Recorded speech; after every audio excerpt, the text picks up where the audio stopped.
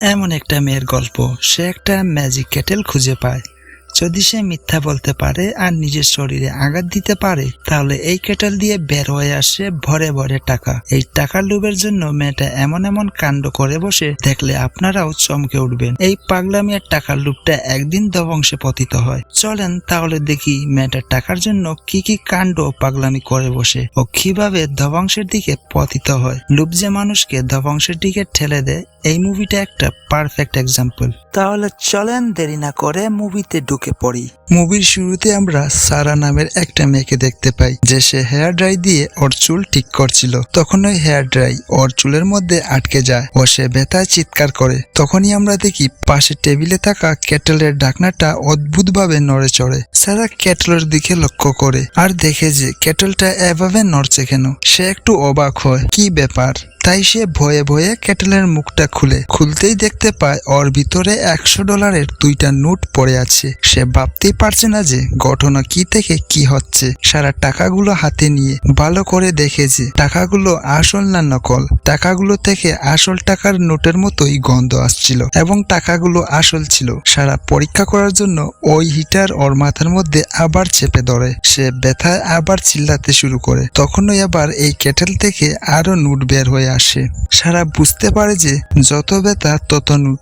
আসলে সারা কেটেলটি কিভাবে পেল, আমরা গল্পের আরেকটু ভিতরে গেলেই সেটা বুঝতে পারবো। সে খুশিতে লাফাইতে শুরু করে। তখন ওই সারার পা মেঝেতে লেগে যায় ও ফেটে রক্ত বের হতে শুরু হয়। কেটেল থেকে তখন নোটও বের হতে থাকে। সে টাকার জন্য এই আধা ঘন্টায় নিজেকে আধমরা করে ফেলে, তবুও টাকা চাওয়ার লোভ সামলাতে পারে না। কিছুক্ষণ পর আমরা দেখতে পাই ওর বয়ফ্রেন্ড জেফ আসে। এসে দেখে সারা ঘরটাকে উলট পালট করে আধমরা অবস্থায় বিছানায় পড়ে আছে। জেফ সারাকে দেখে আতঙ্কে পড়ে যায়। সে ভাবে হয়তো কোনো চোর ঘরে ঢুকে পড়েছে আর সারার এই অবস্থা করে গেছে। তাই জ্যাক সারাকে ওষুধপত্র লাগিয়ে ঠিক করে। কিছুক্ষণ পর দেখি সারা ঠিক হয় ও জ্যাককে একটা ঠাসিয়ে চড় দেয় আর বলে, জানো এই কেটেল থেকে টাকা বের হয়ে আসে, যত ব্যথা তত টাকা দেয় এই কেটেল। জেফ বিশ্বাস করে না। সে ভাবে সারার হয়তো মাথা ধরে গিয়েছে, তাই উল্টোপাল্টো কথা বলছে। সারা নিজে কেটেলের ভিতরে টাকা রেখে ওকে মিথ্যা বলছে। সত্যিটা প্রুফ করতে সারা জুড়ে কিক দেয় জেফের প্রাইভেট পার্টি।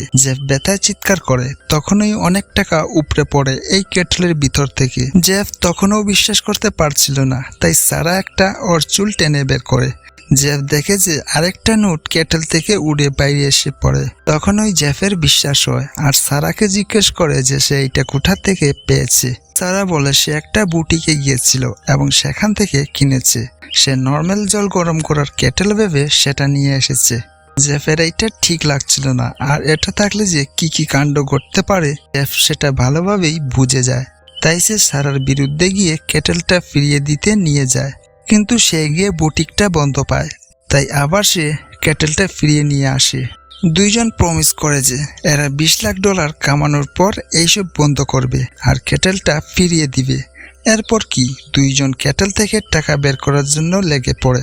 হাত কাটা, চুল ছিঁড়ে ফেলা, হাতে পায়ে নখ তুলে ফেলা, দাঁত বের করে ফেলে দেওয়া, এমন আরো কত কি করে বসে। পরের সিনে আমরা দেখতে পাই দুজন এমন করে অনেক টাকা বানিয়ে ফেলে। দামি দামি কাপড় পরে, নতুন নতুন গাড়িও কিনে নেয়। ওদের ভাবসাব অনেক বেড়ে যায় ও আশেপাশের লোকদের কাছ থেকে বড় লোক বলেও অ্যাটেনশন পেতে থাকে। হঠাৎ একদিন অচেনা লোক ওদের বাড়িতে আসে ও এসে জেফ ও সারাকে বলে, দেখো এই কেটল রাখাটা তোমাদের জন্য অনেক বিপজ্জনক হতে পারে। এই কেটলির কারণে তোমরা একদিন মরতেও পারো। কিন্তু ওরা ওই লোকের কথায় কোনো কানই দেয় না। ওদের এখন একটাই নেশা হয়ে গিয়েছিল এই কেটল থেকে নোট বের করা। সারা দরজা বন্ধ করে দেয় ও লোকটাও চলে যায়। সেই রাত্রে দুইটা অচেনা লোক ওদের বাড়িতে ঢুকে পড়ে ও ওদের সব টাকা লুটে নেয়। আর সারাকে বলে এই কেটেলটা ওদের দাদির ছিল, তাই এই সব টাকার অধিকার তাদের। কিন্তু সারা ও জেফ এত সহজে কি ছেড়ে দেবে? এদের মাথায় টাকার ভূত চড়ে বসেছে,